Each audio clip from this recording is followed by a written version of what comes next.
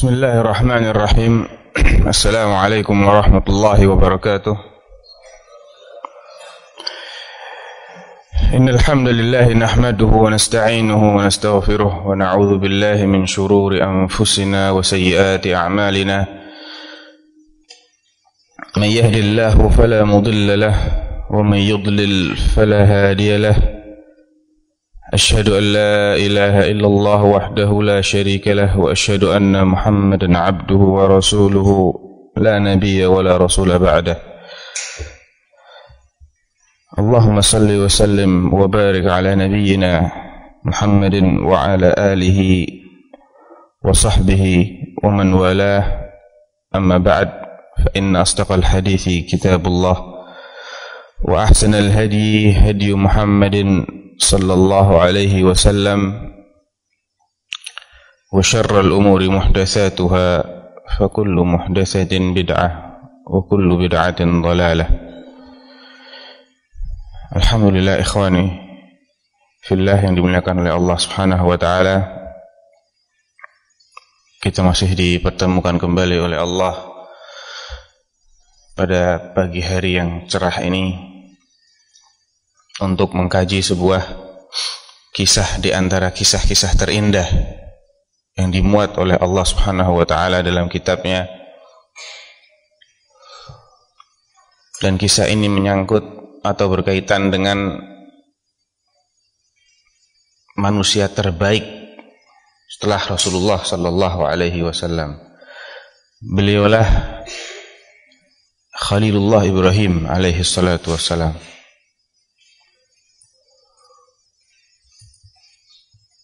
Allah Subhanahu wa taala berfirman dalam surat Yusuf, "Nahnu naqussu 'alaika ahsanal qasasi bima auhayna ilaika hadzal Qur'an wa in kunta min qablihi laminal ghafilin." Nahnu naqussu 'alaik, kami yang menceritakan kepadamu wahai Muhammad ahsanal qasas, cerita-cerita atau kisah-kisah yang paling baik.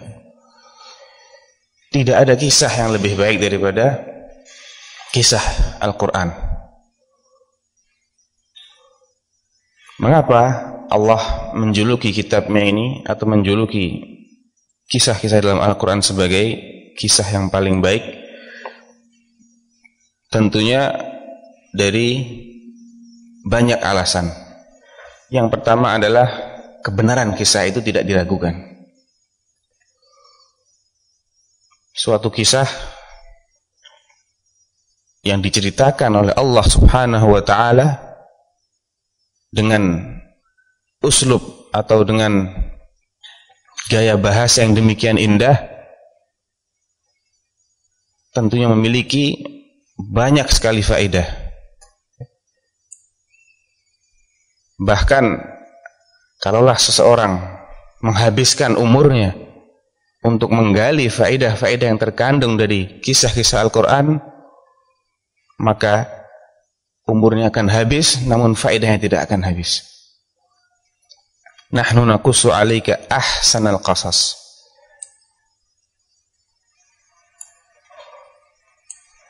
Kisah ini menjadi kisah yang paling baik karena dia mengandung kebenaran yang mutlak, dan dia berkaitan dengan umat-umat yang terdahulu, baik para nabi, orang-orang saleh.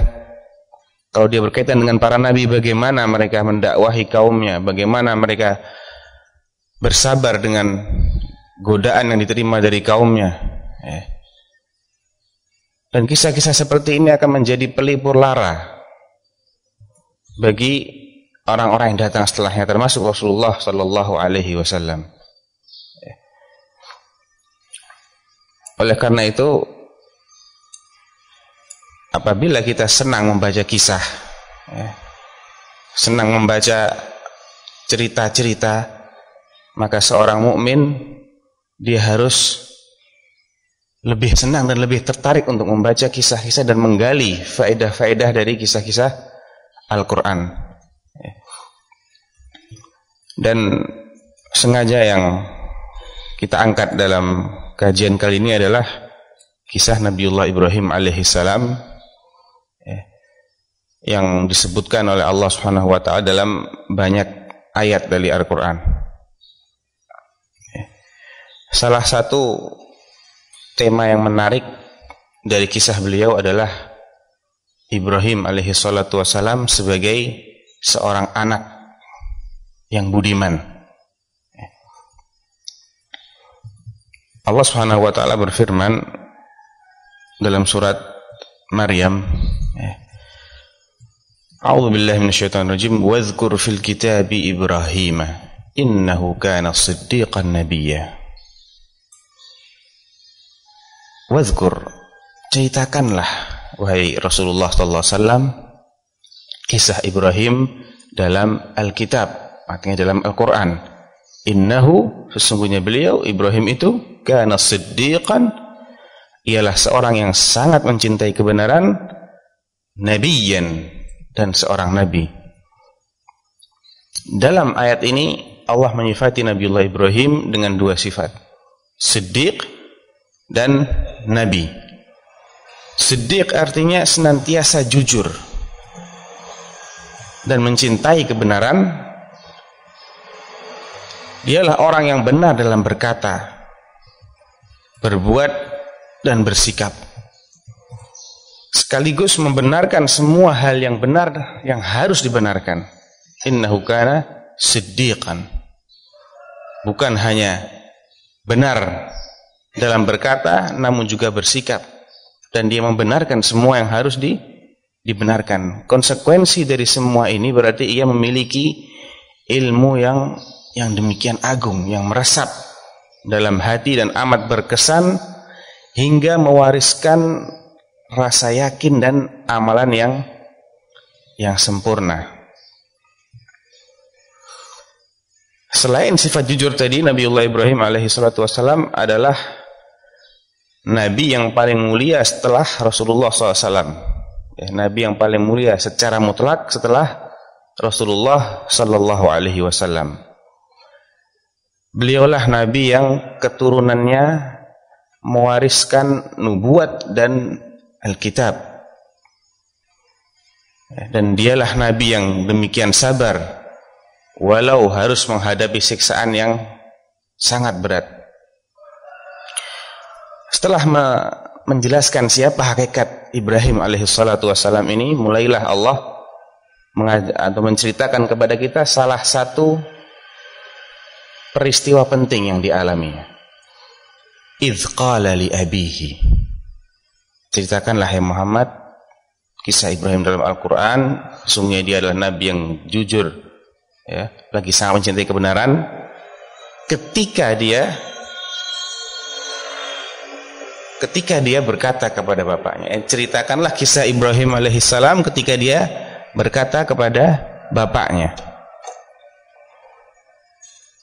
Ini adalah pelajaran penting. Ketika kita ingin memulai dakwah, maka mulailah dari orang-orang terdekat. Mulailah dari orang-orang terdekat kita. Karena yang paling berhak mendapat kebaikan dari kita adalah orang-orang terdekat kita, yaitu orang tua. Mereka lah orang yang paling besar jasanya kepada kita. Oleh karena itu Allah mengaitkan birrul walidain dengan masalah terbesar, mengaitkan hak terbesar antara sesama manusia dengan hak terbesar antara manusia dengan Allah. Itu dalam surat Luqman. Wa wassaynal insana biwalidayhi hamalathu ummuhu wahnan ala wahnin wa fisaluhu fi 'amain an ishkur li wa liwalidayk.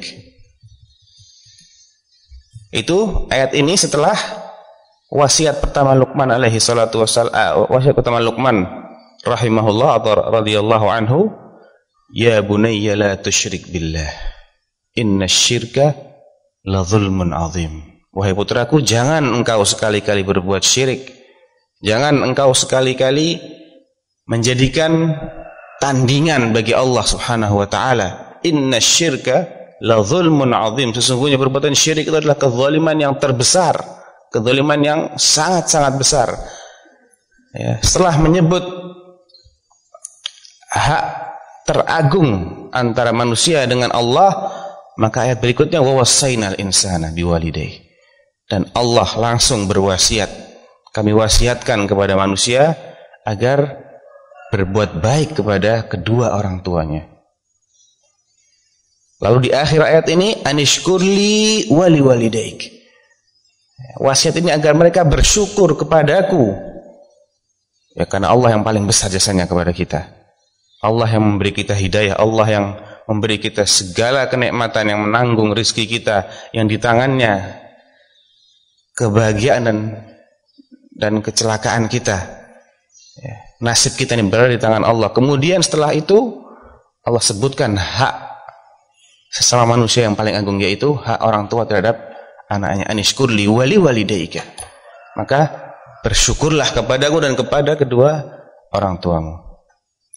Oleh karena itu dalam penggalan kisah kali ini Allah sengaja menceritakan bagaimana Nabiullah Ibrahim alaihi salatu wassalam memulai dakwahnya, yaitu kepada orang terdekatnya. Idz qala li abihi. Bagaimana Ibrahim menyusun kata-kata yang demikian indah. Ya abati, wahai abahku. Ya, kata-kata abati itu lebih halus daripada ya abi. Ya abati, lima ta'budu ma la yasma'u wa la yubsiru wa la yughni 'anka syai'a. Ada kaitannya dengan apa yang kita bahas semalam. Ya. Meskipun kemusyrikan, perbuatan syirik itu adalah perbuatan yang sangat zalim, akan tetapi ketika yang berbuat seperti itu adalah manusia yang harus dihormati, maka perhatikan bagaimana Ibrahim alaihi salatu wassalam menegur kesalahan bapaknya. Ya abati, lima ta'budu. Mengapa engkau sembah ma la yasma' wa la yubsir wa la yughni 'anka syai'a? Mengapa engkau sembah sesuatu yang tidak bisa mendengar, tidak bisa melihat, dan tidak bisa bermanfaat apapun bagimu? Tidak bisa menolongmu, tidak bisa memberimu manfaat. Mengapa? Seakan-akan Nabiullah Ibrahim alaihi salatu wassalam hendak mengingatkan dengan cara yang halus sekali bahwa yang pantas, yang berhak dan yang boleh disembah dipanggil-panggil dalam doa. Ya, lima ta'bud. Kenapa engkau ibadahi? Karena ibadah itu intinya adalah doa, memanggil, kita meminta. Baik meminta dengan ucapan lisan maupun meminta dengan amal perbuatan kita. Ya. Rasulullah SAW mengatakan ad-du'a huwal ibadah. Doa itulah ibadah. Dan doa itu ada dua macam. Doa masalah wa doa ibadah. Doa yang berupa permintaan, kita minta ya Allah, ya Allah, ya Allah. Atau doa melalui amal-amal kita, melalui salat kita mengharap pahala dari Allah. Ya. Melalui langkah-langkah kita ke masjid kita mengharap agar Allah mengampuni dosa kita, mengangkat derajat kita dan menambah kebaikan kita. Melalui siam juga demikian. Jadi ibadah itu ini adalah meminta kepada Allah. Mengapa engkau minta ma la yasma', sesuatu yang tidak bisa mendengar permintaanmu? Wala yubsir, tidak juga bisa melihatmu. Wala yughni 'anka syai'a, dan tidak bermanfaat sedikit pun bagimu. Alangkah baiknya ketika dakwah ini dimulai dengan renungan, bukan dengan menyalahkan. Walaupun syirik, perbuatan syirik itu adalah perbuatan yang tidak memiliki alasan sedikit pun. Ya, oleh karena itu dia pantas sekali menjadi zulmun azim, kezaliman yang sangat-sangat besar. Sebab suatu dosa itu akan bertambah-tambah besarnya di mata Allah Subhanahu wa taala apabila dia dilakukan tanpa alasan. Apa dilakukan ketika alasan untuk melakukan dosa itu lemah. Oleh karena itu dalam hadis yang sahih Rasulullah SAW bersabda, "Thalathun la yanzurullahu ilaihim yaumal qiyamah wa la yukallimuhum wa lahum 'adzabun alim." Ada tiga golongan yang pada hari kiamat Allah Subhanahu wa taala tidak akan melihat mereka, tidak akan memperhatikan mereka, tidak akan mengajak mereka berbicara karena murka, dan bagi mereka azab yang pedih. Siapa ketiga golongan ini? Simak baik-baik. Ushaymitun zanin. Ushaymit,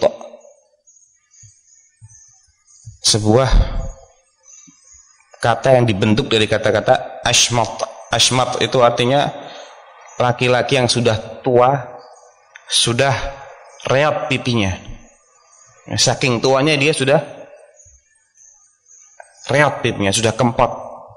Zanin, namun dia berzina atau pezina. Seorang laki-laki tua yang suka berzina. Wa'ailun mustakbir, dan orang miskin namun dia takabur. Wa malikun kadzdzab, dan yang ketiga adalah raja yang pendusta. Mengapa Allah sampai demikian murka kepada mereka bertiga ini? Ushaymitun zanin, sudah tua kok suka berzina. Apa alasan orang yang tua renta ini untuk berzina? Apa alasannya? Motivasinya apa gitu loh? Orang sudah bau tanah kok masih mikir zina? Orang yang umurnya tinggal 1 episode itu kok masih berpikir untuk zina? Dia tidak punya alasan untuk berzina. Beda dengan perzinaan yang dilakukan oleh orang-orang yang masih muda, yang masih bergelora syahwatnya.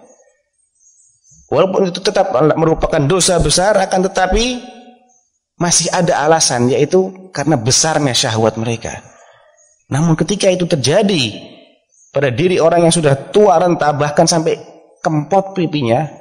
Kempot itu bahasa Kendarinya apa? Hah? Sudah reot pipinya. Maka ini yang menjadi dosa yang lebih besar di mata Allah.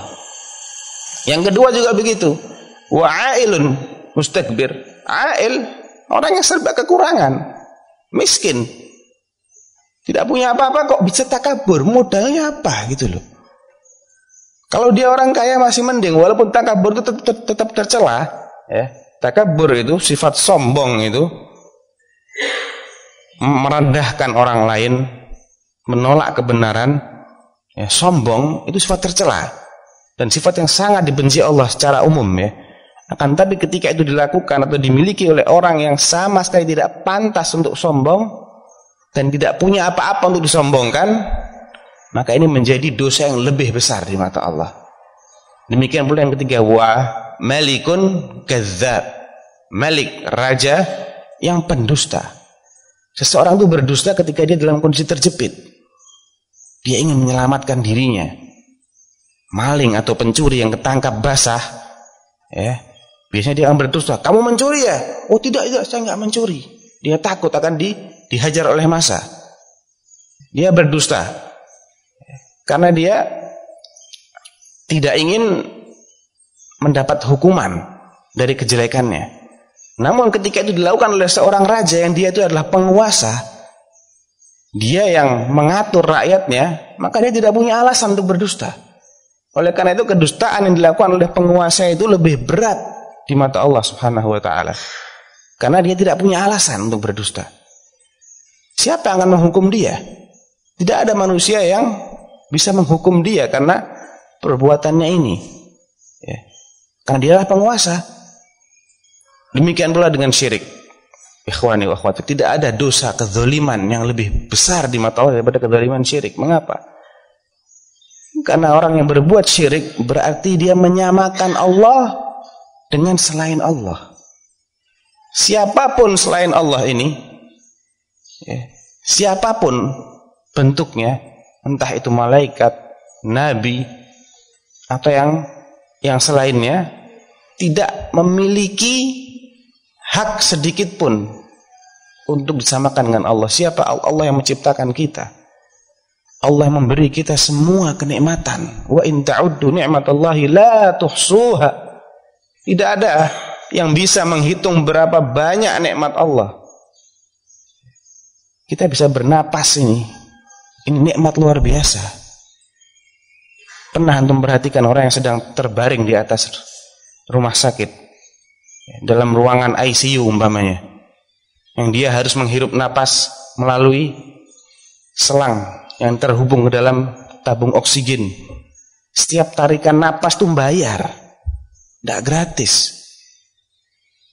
Setiap detik yang dia lalui di ruangan itu adalah setiap detik yang ada nilainya. Itu baru satu nikmat napas. Antum sejak di masjid berapa kali tarikan napas? Kalau disuruh bayar itu berapa yang perlu kita keluarkan uang ini? Antum diberi ginjal oleh Allah, ginjal yang sehat, yang bisa menyaring darah tanpa harus mengeluarkan uang sepeser pun. Bagaimana kalau nikmat ini dicabut oleh Allah? Berapa ratus juta uang kita keluarkan hanya untuk mengatasi satu masalah ini? Nikmatul basar, nikmat penglihatan, nikmat mendengar, nikmat memiliki akal. Dan yang lebih besar dari itu adalah nikmat menjadi seorang mukmin. Tidak ada yang lebih banyak jasanya kepada kita, lebih banyak kebaikan yang kepada kita daripada Allah Subhanahu wa taala. Allah yang menyembuhkan kita ketika sakit, yang memberi kita hidayah, mengabulkan semua hajat kita, yang menentukan nasib kita menjadi penghuni jannah atau penghuni neraka. Ketika seorang manusia mengabaikan semua kebaikan Allah tadi, kemudian dia mengangkat makhluk lain yang tidak punya jasa apa-apa terhadap dirinya, atau kalaupun dia punya maka tidak akan sebanding sama sekali dengan jasa Allah terhadap dirinya, kemudian dia samakan dengan Allah, maka ini adalah suatu sikap yang sangat kurang ajar. Sebagaimana analogi sederhananya adalah ketika seseorang yang memiliki anak, yang dari kecil anak ini diperhatikan sedemikian rupa, diberi nutrisi yang paling baik, diberi pakaian yang paling mahal, paling baik, kemudian dibesarkan hingga kemudian dimasukkan ke sekolah yang terbaik sampai dia lulus, kemudian dinikahkan dengan biaya yang tidak sedikit, terus sampai sehingga dia dewasa, kemudian dia melupakan jasa orang tuanya ini dan bersikap kurang ajar, dan dia berbakti atau mengabdi kepada orang lain yang tidak memiliki jasa sedikit pun. Maka di mata orang tua, bagaimana penilaian orang tuanya terhadap anak yang seperti ini? Di mata dia ini orang lebih zalim daripada pencuri, daripada pezina, daripada pembunuh, karena dia mengabaikan jasa-jasa orang tua yang demikian besar, kemudian mengalihkan apa yang harusnya itu diberikan kepada orang tua yang sebagai balas budi, diberikan kepada orang lain. Ini analogi yang sangat sederhana. Tentunya hak Allah jauh lebih besar dari itu. Oleh karena itu seorang yang berbuat syirik ini tidak akan diampuni oleh Allah, karena dia tidak memiliki alasan apapun, dan dia adalah dosa yang paling besar. Namun ketika hal itu dilakukan oleh orang tua, atau oleh orang yang banyak jasanya kepada kita, maka Allah mengajarkan kepada kita agar menggunakan bahasa yang lemah lembut, menggunakan bahasa renungan, bahasa dialog. Mengapa? Sampai engkau sembah, sampai engkau panggil-panggil, engkau ibadahi sesuatu yang tidak bisa mendengar. Syarat utama yang harus dimiliki oleh sesuatu yang disembah, yang diibadahi adalah dia bisa mendengar. Karena ibadah adalah permintaan, dan ini merupakan renungan atau teguran keras bagi siapapun yang masih memanggil-manggil apa yang tidak bisa mendengar, apapun itu. Termasuk bila yang dipanggil-panggil adalah Rasulullah SAW. Sama, perbuatan syirik itu tidak mengenal dispensasi. Bila kita memanggil-manggil, insya Allah bukan kita akan bila ada seseorang yang ketika dia berdiri di makam Rasulullah SAW, dia memanggil, ya Rasulullah, berikan saya ini, berikan saya itu, maka dia sama kedudukannya dengan orang-orang yang menyeru selain Allah. Lima ta'budu ma la yasma' wa la yubsir, dan tidak bisa melihatmu, wa la yughni anka syai', tidak bisa bermanfaat apa-apa bagimu. Jadi inilah pelajaran kedua. Yang pertama adalah agar kita menggunakan bahasa ungkapan yang lembut. Ya abati, wahai ayahku, wahai ayahku, wahai ibuku, wahai pamanku. Gunakanlah bahasa yang lembut. Kemudian gunakanlah bahasa dialog. Sadarkan dia terhadap kesalahannya tanpa menyakiti hatinya. Karena yang penting dari dakwahnya adalah agar mereka ini sadar, atau mereka ini memahami bahwa mereka sedang berada di atas suatu kesalahan. Setelah itu mereka mau terima, tidak mau terima, ini adalah murni hidayah dari Allah Subhanahu wa taala. Selama cara kita sudah benar, ya, maka diterima atau ditolaknya dakwah ini bukan menjadi tanggung jawab kita. Fadzakir innama anta mudzakir. Berilah peringatan. Karena engkau sesungguhnya hanya pemberi peringatan. Lasta alaihim bimusaitir. Kamu tidak bisa menguasai mereka. Innaka latahdi man ahbabta walakinnallaha yahdi man yasha. Engkau wahai Muhammad tidak bisa memberi hidayah taufik. Hidayah ada dua macam, ada hidayah irsyad, ada hidayah taufik. Hidayah irsyad ini bisa diberikan oleh siapa saja. Irsyad sekedar menunjukkan, Pak, mau ke Islamic Center Mu'adz bin Jabal lewat mana, Pak? Oh, lewat sana, 300 meter belok kanan. Habis itu terus lagi begini-begini sampai ada masjid besar. Itu namanya Islamic Center Mu'adz bin Jabal. Ini namanya hidayah irsyad, memberi pengarahan. Tapi siapa yang menggerakkan orang ini untuk menuju ke sana? Apakah yang memberi pengarahan ini mampu menjamin atau menggerakkan yang bertanya ini untuk mendatangi tempat itu? Tidak. Yang menggerakkan dia, yang mendorong dia adalah Allah. Innaka latahdi, engkau sesungguhnya tidak bisa memberi hidayah, artinya hidayah taufik, hidayah yang kedua ini, yang menjadikan orang itu menerima apa yang disampaikan kemudian mengikutinya. Ini nggak bisa. Rasulullah SAW pun tidak bisa, tidak memiliki hidayah yang semacam ini. Innaka latahdi man ahbabta, engkau tidak bisa memberi hidayah kepada orang yang kamu cintai. Walakinnallaha yahdi man yasha, akan tapi Allah yang memberi hidayah taufik kepada siapa yang dikehendaki. Adapun hidayatul irsyad, maka inilah hidayah yang bisa dilakukan oleh siapa saja. Oleh karena dalam ayat yang lain di akhir surat Asy-Syura, Allah menetapkan hidayah yang tipe pertama ini bagi Rasulullah. Wa innaka latahdi ila siratim mustaqim. Sungguh engkau wahai Muhammad benar-benar memberi hidayah, artinya pengarahan, sekedar pengarahan kepada jalan yang lurus. Lanjut deh. Kemudian Nabi Ibrahim alaihissalatu wassalam mengulang kembali ajakannya ini. Ya abati, inni qad ja'ani minal ilmi ma lam ya'tika fattabi'ni ahdika siratan sawiyya. Setelah memulainya dengan renungan, ada sebuah pelajaran penting yang kita tangkap dalam ayat yang kedua ini. Ya abati, inni qad ja'ani minal ilm. Agar apa yang kita sampaikan ini memiliki bobot, memiliki nilai, kita harus menjelaskan bahwasanya apa yang kita sampaikan ini adalah bersumber dari ilmu yang benar. Ya abati, inni qad ja'ani minal ilmi ma lam ya'tik. Wahai ayahku, sungguh telah sampai kepadaku sebagian ilmu, minal ilmi, ya, sebagian ilmu yang tidak diberikan kepadamu. Ya, jangan bersikap takabur, namun jangan pula merendahkan ilmu yang akan kita sampaikan. Apalagi bila ilmu ini adalah ilmu yang sangat penting, yaitu yang menyangkut keselamatan dan kecelakaan kita. Ya. Artinya sebutkan bahwasanya kita ini membawa suatu ilmu yang mungkin belum engkau ketahui, yang mungkin belum diketahui oleh orang lain. Fattabi'ni, maka ikutilah aku. Aku akan membimbingmu kepada jalan yang lurus. Jadi seakan-akan Ibrahim hendak mengatakan, jangan engkau meremehkan saya. namun dengan bahasa yang lebih halus. Ya. Karena bahasa larangan, bahasa perintah ini kurang disukai oleh jiwa manusia.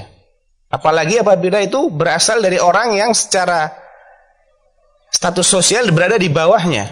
Ya, anak itu bagaimanapun juga levelnya di bawahnya bapak.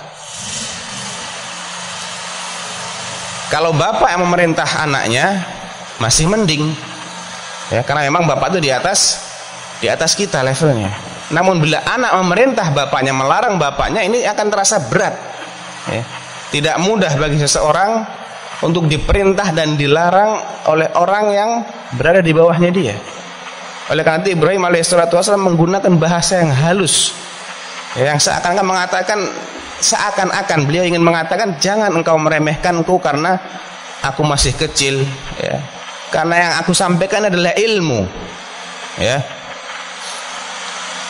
Dan bukan berasal dariku, namun berasal dari Allah Subhanahu wa taala. Yang dengan ilmu ini aku bisa membimbingmu kepada jalan yang lurus.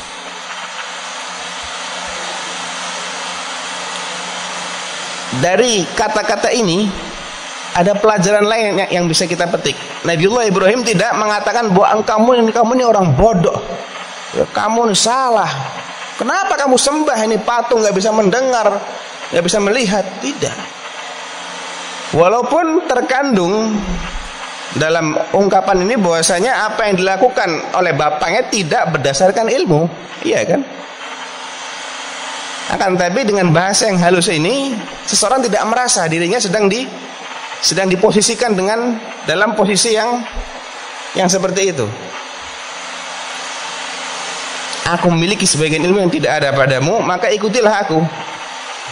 Alias kita sama-sama berilmu, tapi aku memiliki suatu ilmu yang tidak kamu miliki, ya.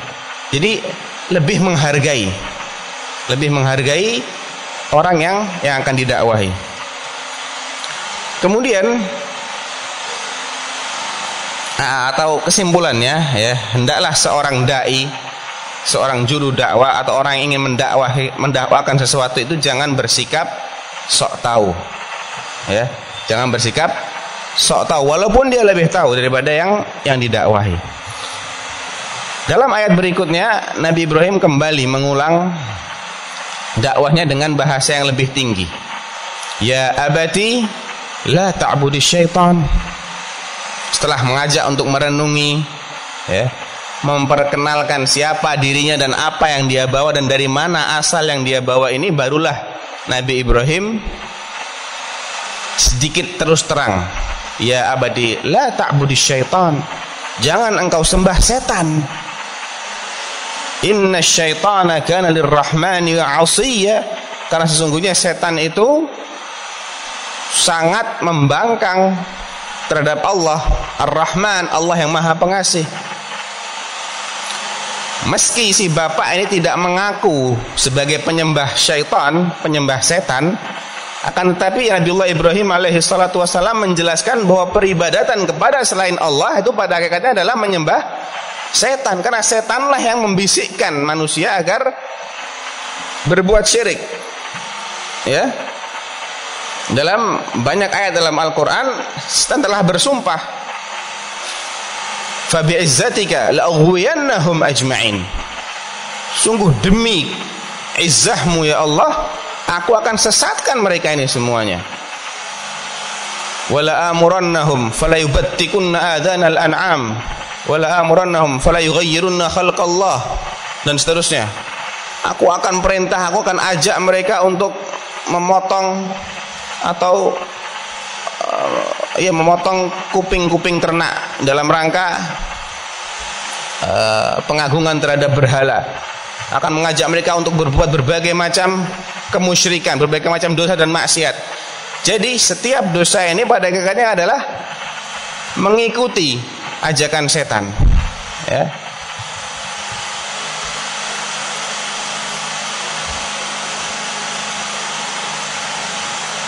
Oleh karena itu Ibrahim hendak menyadarkan bapaknya ini bahwa yang selama ini engkau ibadah ini pada hakikatnya adalah setan.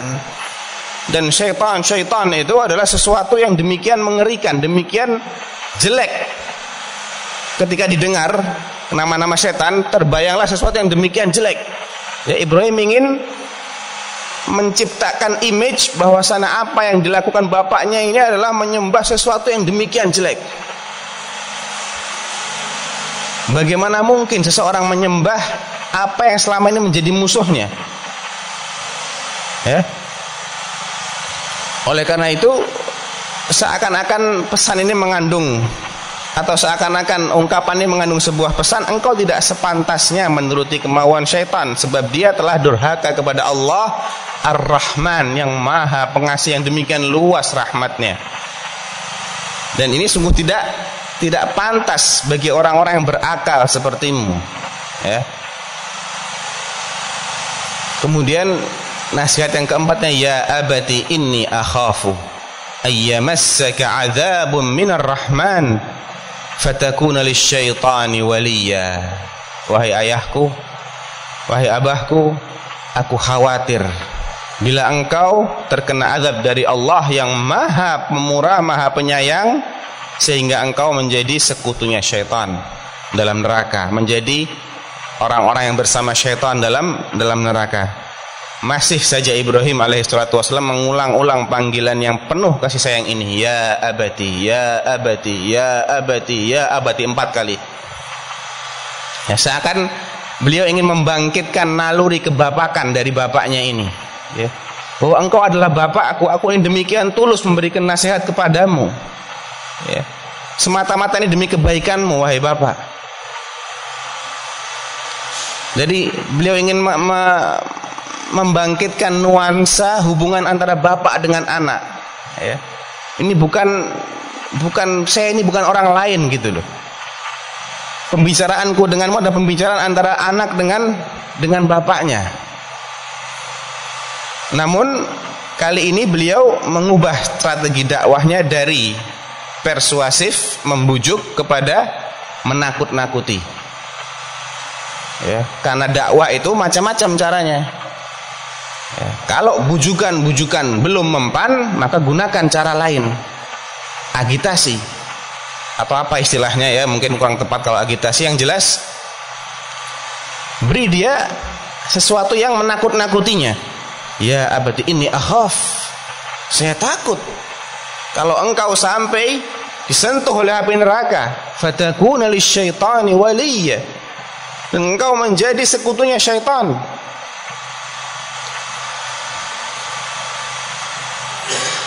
Beliau menyebutkan 3 hal di sini: rasa khawatir, terkena, dan suatu azab. Dan ini adalah pelajaran lain bagi pemuda-pemuda kita yang kadang tergesa-gesa dalam memvonis seseorang yang bersalah, ya. Ada sebagian orang yang bergerak di bidang dakwah yang terlalu bersemangat dan menggebu-gebu dalam mentahdzir atau memperingatkan, menakut-nakuti orang yang bersalah tanpa memperhatikan kejiwaan orang ini, hingga akhirnya orang tersebut justru putus asa dari rahmat Allah, ya. Karena bahasa yang dipergunakan tidak tepat, orang yang mendengar seakan-akan, aduh, udah percuma saja kayak gitu, percuma saya taubat, saya sudah demikian jelek di mata Allah, nggak ada harapan lagi, ya sudah, lanjut aja kalau begitu, ya. Kita harus memperhatikan bahwa dalam hal ini Nabiullah Ibrahim alaihi salatu wassalam memulai setiap nasihatnya dengan kata wahai ayahku. Dan ini merupakan wasilah, sarana untuk mencari simpati orang yang sedang didakwahi. Padahal Nabi Ibrahim berada di pihak yang benar, sedangkan bapaknya berada di pihak yang salah. Kemudian kaitannya dengan ayat yang tadi ada 3 hal. Aku khawatir, belum tentu kan kekhawatiran itu terjadi, kan belum tentu. Jadi tidak ada vonis di sini. Aku khawatir engkau akan terkena suatu azab, suatu azab. Jadi jangan sampai tahdzir atau peringatan atau ancaman yang disampaikan ini menjadikan yang bersangkutan putus asa. Namun jadikanlah saja, cukuplah ancaman ini apabila menjadikan dia takut tanpa kehilangan harapan dari rahmat Allah Subhanahu wa taala. Kemudian apa jawaban sang ayah kepada anaknya yang sangat berbakti dan sangat sopan santun ini? Qala araghibun anta an alihati ya Ibrahim la illam tantahi la arjumannaka wahjurni maliya. Sang ayah menjawab, bencikah engkau kepada Tuhan-Tuhanku wahai Ibrahim? Jika engkau tidak berhenti dari mendakwahkan ini, mengajarkan hal seperti ini, maka engkau akan kurajam, kulempari dengan batu. Maka tinggalkanlah aku untuk waktu yang lama, dan tinggalkan aku untuk waktu yang lama. Ya, pergilah kamu sana. Sang ayah bersikap ketus kepadanya, kepada Nabiullah Ibrahim, sambil memanggil dengan menyebut namanya, ya Ibrahim. Ya, balasannya sangat tidak setimpal. Ibrahim menggunakan bahasa wahai ayahku, wahai abahku, namun sang ayah memanggil namanya. Ya, tidak memanggilnya dengan wahai putraku, tidak. Ya Ibrahim. Ya, ketus jawabannya. Dan dia mengingkari sikap anaknya yang tidak suka kepada apa yang disembahnya selama ini. Tidak cukup dengan menyatakan ketidaksukaan dan memanggil anaknya dengan langsung menyebut namanya, sang bapak bahkan mengancam, kamu akan saya rajam kalau tidak berhenti mengajakku untuk meninggalkan sembahanku ini dan mengusir, tinggalkan aku selamanya. Akan tetapi Nabiullah Ibrahim alaihissalam tidak membalas sikap ketus ayahnya tadi dengan sikap yang serupa. Bahkan tidak menjawab bantahan ayahnya yang ketus tadi dan tidak melanjutkan perdebatan. Ya, kaitannya dengan wa'arid 'anil jahilin. Ini orang jahil ini memang. Ya, kalau sudah seperti ini, abaikan saja sudah, jangan diladeni. Ya, malah ribut nanti akhirnya. Qala salamun alaik. Salamun alaik. Ya, assalamualaikum. Sudah. Semoga keselamatan dan semoga engkau selamat aja deh kalau begitu. Artinya aku tidak akan melakukan sesuatu yang tidak menyenangkanmu. Salamun alaik. Ya, kamu akan selamat dari saya. Ya, saya tidak akan mengganggumu kalau begitu. Jadi subhanallah ya, sungguh betapa luhurnya akhlak Nabiullah Ibrahim alaihi salatu wassalam. Bahkan tidak hanya mengucapkan salamun alaik, astaghfirulaka rabbi innahu kana bi hafiyya. Ya, aku akan memohonkan ampunan bagimu wahai bapak kepada Rabbku, karena sesungguhnya Allah sangat baik kepadaku. Dan Ibrahim memenuhi janjinya tadi. Beliau benar-benar meminta akan ampun bagi ayahnya, hingga tatkala jelas bagi Ibrahim bahwa sang ayah adalah musuh Allah, tetap tidak mau beriman, maka Nabi Ibrahim baru berlepas diri dari bapaknya.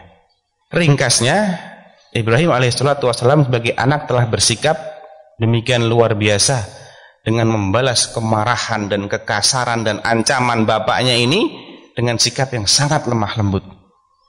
Adakah di antara kita yang bersikap seperti itu? Ini perlu menjadi renungan kita. Akan tetapi meski Nabi Ibrahim memiliki perangai yang demikian lemah lembut, beliau tetap menyatakan jati dirinya yang islami dengan penuh ketegasan. Ya, jadi lembut pada tempatnya itu baik, namun lembut tidak pada tempatnya itu tercela. Keras pada tempatnya itu baik, namun keras tidak pada tempatnya itu tercela. Bagaimana ketegasan beliau? Wa a'tazilukum wa ma tad'una min dunillah. Aku akan menjauhkan diri darimu dan dari apa yang kau sembah selain Allah. Ya, saya nggak akan ganggu kamu, tapi saya akan menjauhkan diri dari kamu dan dari apa yang kau sembah selain Allah tadi. Artinya aku akan berlepas diri, saya tidak akan berurusan lagi dari kamu, dengan kamu, dan dengan apa yang kamu sembah selain Allah. Ya. Semakin dalam celupan nilai-nilai keislaman dalam diri seseorang, semakin jelas pula identitas Islaminya. Inilah Ibrahim alaihissalatu wassalam, sang kekasih Allah yang tetap menjaga sikap tawadhu'nya. Dia berkata kepada ayahnya, wa ad'u rabbi asa alla akuna bidu'ai rabbi syaqiyah. Aku akan berdoa kepada Rabbku, semoga aku tidak akan kecewa dengan berdoa kepadanya. Dan beliau juga bertawadhu kepada Allah dengan mengatakan semoga. Sebuah kata yang menunjukkan kesopan santunan, sekaligus mengingatkan bahwa yang memperkenankan doa itu adalah Allah Subhanahu wa taala berkat karunia-Nya.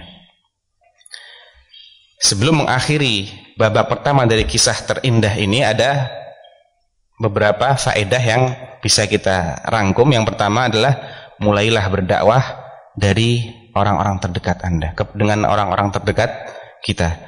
Kemudian bersikaplah yang santun.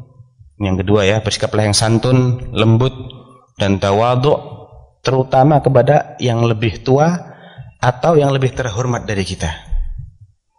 Yang ketiga, kita harus sabar menghadapi hal-hal yang tidak mengenakan dari mereka. Ya. Karena memang amar ma'ruf nahi munkar ini beresiko. Ya bunayya aqimis salata wa'mur bil ma'rufi wanha 'anil munkari wasbir 'ala ma asabak. Sabar. Yang keempat, membalas kejahatan dengan kebaikan merupakan senjata utama seorang anak yang budiman. Maka janganlah mengucapkan sesuatu selain yang baik dan enak didengar.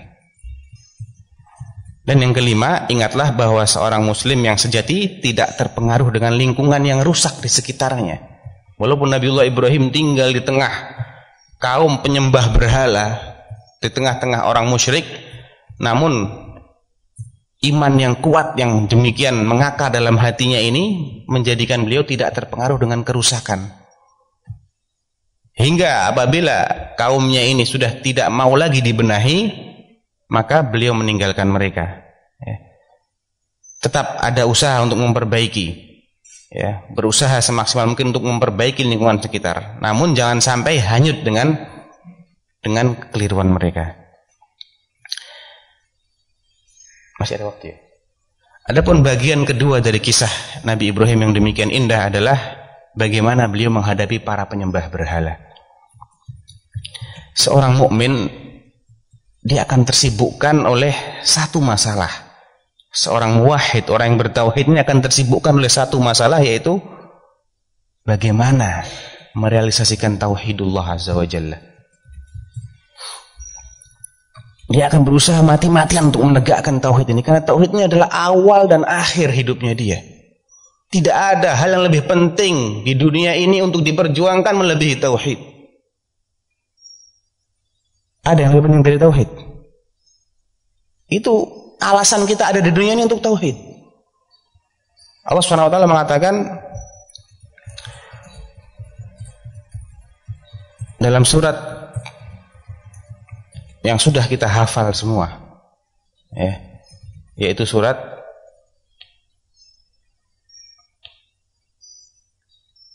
Laqad khalaqnal insana fi ahsani taqwim. Surat apa? Surat At-Tin, ya, wat-tini waz-zaitun. Allah bersumpah dengan buah tin yang ditafsirkan oleh para ahli tafsir sebagai maksudnya adalah dengan negeri di mana buah tin itu tumbuh subur. Wat-tin waz-zaitun, negeri yang tumbuh subur di sana buah tin dan pohon zaitun adalah negeri Palestina. Dan ini isyarat kepada nabi yang muncul dari negeri sana, yaitu siapa? Nabi Isa alaihi salatu wassalam. Wa turi sinin, demi bukit Tursina, bukit di mana Nabi Musa alaihi salatu wassalam diangkat menjadi rasul dengan diajak bicara oleh Allah. Dan ini adalah isyarat akan Nabiullah Musa alaihissalam. wa hadzal baladil amin, dan demi negeri yang aman ini, negeri Mekah, negeri kelahiran Rasulullah SAW, negeri Rasulullah diangkat menjadi nabi dan rasul di sana. Ya, Allah bersumpah dengan seakan-akan ingin menyebutkan 3 agama yang pernah muncul di bumi, agama yang dibawa oleh Nabi Isa, Nabi Musa, dan oleh Rasulullah Muhammad SAW. Setelah bersumpah dengan ketiga negeri ini yang menjadi simbol tanah suci umat manusia di dunia ini, baru Allah mengatakan laqad khalaqnal insana fi ahsani taqwim. Sungguh manusia ini telah kami ciptakan dalam bentuk yang paling pas, paling sempurna. Gak ada makhluk yang lebih pas, lebih klop, lebih serasi bentuknya daripada manusia. Allah menjadikannya berjalan tegak, tidak berjalan membungkuk atau bahkan berjalan di atas perutnya. Ya. Minhum man yamshi ala batnihi wa minhum man yamshi ala rijlaini wa minhum man yamshi ala arba'. Makhluk-makhluk yang lain itu ada yang berjalan di atas perutnya, ngesot, ya, merayap. Alangkah sengsaranya manusia apabila Allah menjadikannya berjalan di atas perut atau berjalan di atas 4 kaki. Sengsara sekali kita ini. Tapi Allah menjadikan kita berjalan tegak, ya. Menjadikan posisi mata kita menghadap ke depan. Coba matanya di samping kayak ayam, bagaimana? Saya harus noleh begini, ya, untuk isi pengajian saya noleh begini, antum juga harus noleh begini, capek, ya. Namun itulah keserasian yang Allah berikan kepada manusia. Laqad khalaqnal insana fi ahsani taqwim, dengan bentuk yang paling baik. Namun apa akhir kesudahannya? Tsumma radadnahu asfala safilin. Kemudian kami kembalikan dia ke tempat yang paling rendah. Loh, yang paling baik kok taruh ini tempat paling rendah? Kenapa ya Allah? Kenapa? Karena dia tidak berfungsi.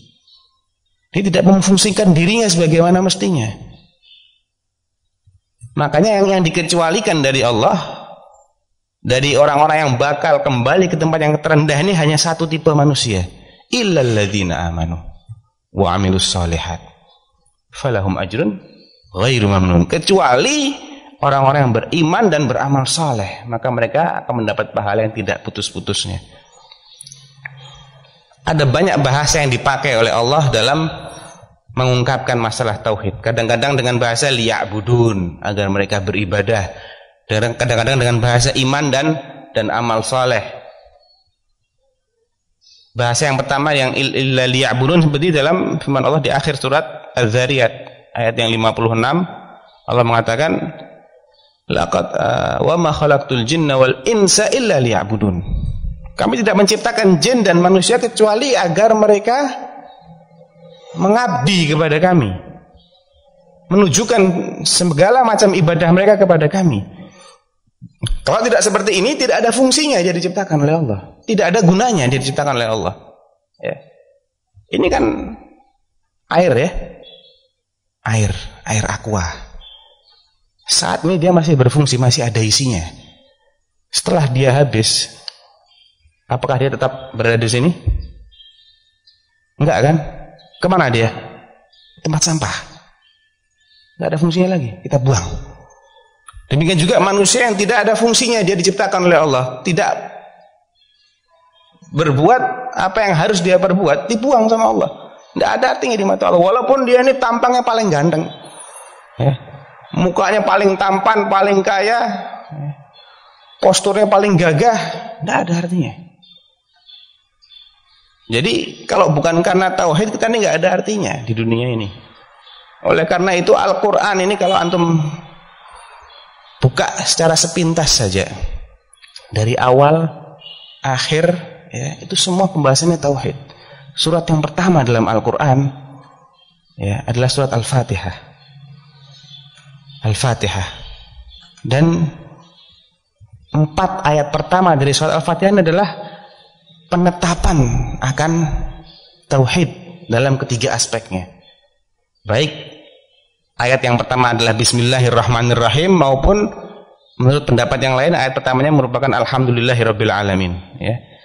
Kalau ayat yang pertama kita anggap Bismillahirrahmanirrahim, maka di sini menetapkan dua nama Allah, Ar-Rahman, Ar-Rahim.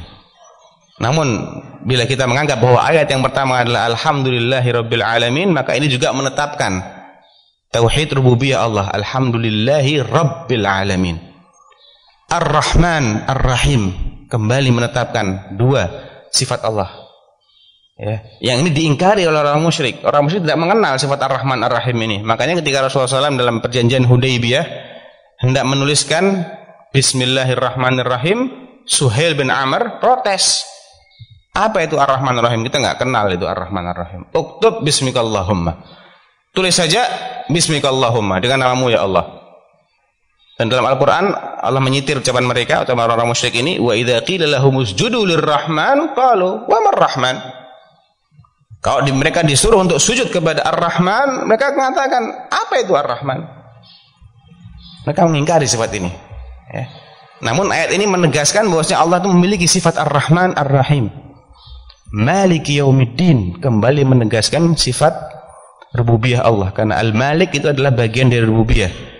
Baru kemudian iyyaka na'budu wa iyyaka nasta'in. Hanya kepadamu ya Allah kami menyembah dan kami beribadah, kami mengabdi, ya, dan hanya kepadamu kami mohon pertolongan. Mulai dari tauhid, ditutup juga dengan tauhid. Apa surat terakhir dalam Al-Quran? Surat An-Nas. Qul a'udzu birabbin nas. Kembali menegaskan masalah rububiyah Allah. Malikin nas, rububiyah kembali. Ilahin nas, uluhiyah Allah ditegaskan di sini. Awal Al-Quran tauhid, akhir Al-Quran tauhid. Surat yang mewakili sepertiga Al-Quran, surat Al-Ikhlas. Al-Ikhlas itu artinya tauhid. Ya. Ikhlasul ibadah lillah. Tauhid artinya mengikhlaskan, memurnikan ibadah. Makanya semuanya isinya tauhid. Qul huwallahu ahad, Allahus samad, lam yalid wa lam yulad wa lam yakul lahu kufuwan ahad. Ayat yang paling agung dalam Al-Quran, ayat apa?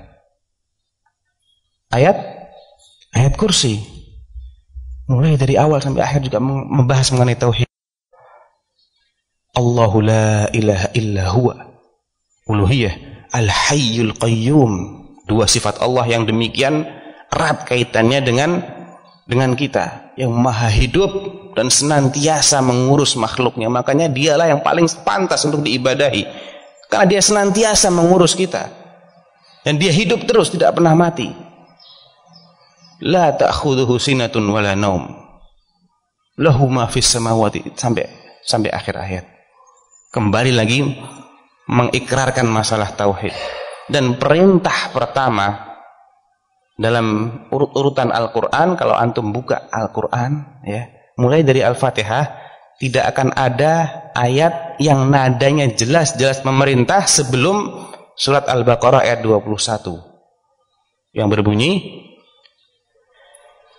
ya ayyuhan nas u'budu rabbakumul ladzi khalaqakum walladzina min qablikum la'allakum tattaqun. Ya ayyuhan nas, wahai seluruh manusia, ibadahilah Rabb kalian yang telah menciptakan kalian dan orang-orang sebelum kalian agar kalian bertakwa. Kemudian setelah ayat ini, ayat berikutnya adalah berisi larangan pertama dalam Al-Quran. Tidak ada ayat yang tegas-tegas melarang, nadanya melarang sebelum ayat ini. Dan apakah yang dilarang? Yang dilarang adalah lawan dari tauhid, yaitu syirik. Ya. Alladzi ja'ala lakumul arda firasyan was samaa'a binaa'a wa anzala minas samaa'i maa'an fa akhraja bihi minats thamarati rizqan lakum fala taj'alu lillahi andada wa antum ta'lamun. Maka jangan sekali-kali kamu menjadikan tandingan-tandingan bagi Allah. Larangan yang pertama juga larangan yang berkaitan erat dengan tauhid. Jangan sampai engkau membatalkan tauhid. Perintah pertama adalah tauhid, larangan pertama adalah larangan berbuat syirik. Jadi kalau bukan karena tauhid, nggak ada artinya kita ini. Makanya tauhidnya harus menjadi awal dan akhir kita. Ya. Harus menjadi perhatian terbesar kita. Dan dalam penggalan berikutnya memang Nabi Ibrahim mungkin mengajarkan kepada kita agar demikian memperhatikan masalah tauhid. Dalam surat Asy-Syu'ara ayat 69 hingga 71 Allah berfirman, "Watlu 'alaihim naba'a Ibrahim." Bacakan kepada mereka kisah Ibrahim. Apa kisahnya? "Idz qala li abihi wa qaumihi ma ta'budun." Ma ta'budun. Ketika Ibrahim berkata atau bertanya kepada bapaknya dan kaumnya, apa sih yang kalian sembah ini apa? Qalu na'budu asnaman fanadhallu laha akifin. Ya, mereka menjawab, kami menyembah berhala-berhala dan kami senantiasa tekun menyembahnya. Ya. Demikian bangga mereka dengan kesesatannya ini. Jadi dalam ayat ini Allah menyuruh Rasulullah SAW agar menceritakan kepada kita kisah Nabi Ibrahim, ya, kepada kaumnya, orang-orang musyrik Makkah yang mengaku sebagai keturunan Ibrahim alaihissalatu wassalam dan sebagai penerus ajarannya Nabi Ibrahim. Ceritakan kepada mereka bagaimana Nabi Ibrahim ini mengingkari berhala-berhala yang disembah oleh ayah dan kaumnya, sebagaimana berhala yang disembah oleh kaum musyrikin Mekah. Ceritakan bagaimana Nabiullah Ibrahim menentang upacara kesesatan tersebut, lalu bertanya dengan nada keheranan, apa yang kalian sembah ini apa? Ya. Jadi pertanyaan yang isinya takjub, heran gitu loh. Bukan pertanyaan karena ingin tahu, bukan. Nabi Ibrahim nggak butuh jawaban di sini. Ya, butuh renungan. Tapi karena jahilnya mereka dikira tanya, nggak tahu kalau itu berhala. Tahu itu berhala. Ya, tapi apa yang kalian sembah ini apa gitu loh. Jadi pertanyaan beliau ini ingin menyadarkan, namun karena ini orang jahil, ya nggak sadar juga. Bahkan mereka merasa bangga menjadi penyembah berhala dan menyatakan akan terus-menerus melakukan perbuatan yang sesat tadi itu. Ya. Mereka tidak hanya mengatakan kami menyembah berhala, titik, tidak. Bahkan dan kami akan senantiasa menyembahnya. Hal ini mengingatkan kita bahwa tatkala kesesatan telah bercokol dalam hati seseorang, dia tidak akan pergi, dia tidak akan mampu membedakan antara yang hak dan yang batil. Orang kalau sudah dikuasai dengan kesesatan, ya, yang batil itu nampak indah dan perlu dilestarikan. Iya apa iya? Iya. Tadi saya di pesawat, saya buka-buka majalahnya Lion Air. Saya nemukan ada prosesi di Jogja. Istilahnya labuhan, peristiwa labuhan atau apa gitu ya.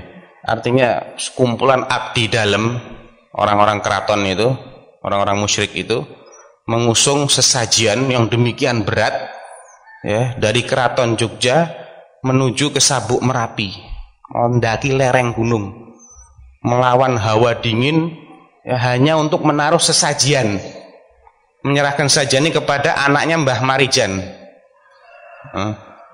Mbah Marijan yang sudah hangus itu, ya, sudah diadab oleh Allah itu, diteruskan lagi ajarannya oleh anaknya. Namanya siapa saya lupa. Tidak perlu diingat-ingat namanya. Ya.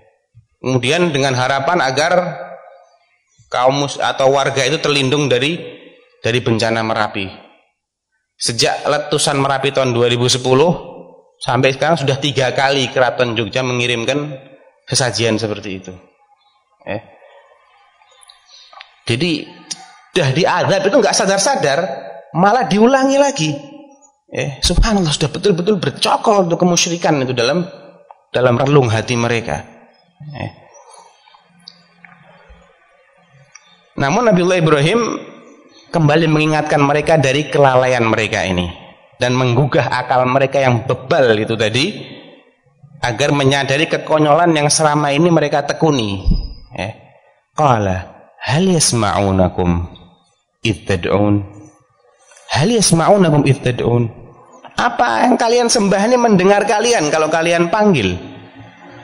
Au yanfa'unakum au yadhurrun. Apa mereka ini bisa memberi manfaat yang nyata kepada kalian atau memberi menimpakan madarat, coba kalian pikirlah sebenarnya.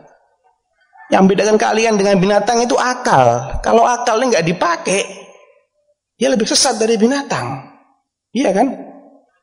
Ulaika kal an'ami bal hum adall. Karena apa? Lahum qulubun la yaqiluna biha wa lahum adhanun, ya. Wa lahum a'yunun la yubsiruna biha wa lahum adhanun la yasma'una biha. Ulaika kal an'ami bal hum adall. Kalau mereka punya akal nggak dipakai untuk merenungi, punya hati nggak dipakai untuk merenungi, punya mata nggak dipakai untuk melihat yang benar itu mana, yang salah itu mana, punya telinga nggak dipakai untuk mendengar kebenaran, yaitu mereka itu lebih sesat daripada binatang. Ya, cobalah kalian ingat, adakah selama ini mereka berhala-berhala ini pernah menjawab seruan kalian? Mendengar aja lah, tidak usah menjawab. Mendengar saja, pernah nggak didengar? Pernahkah mereka mendengar atau menjawab panggilan kalian walau sekali saja? Bukankah syarat minimal yang harus dimiliki oleh Tuhan ialah mendengar seruan hambanya? Ini yang pertanyaan yang ditujukan kepada orang-orang yang bebal ini, agar mereka mikir sedikit aja mikirnya, nggak usah banyak-banyak.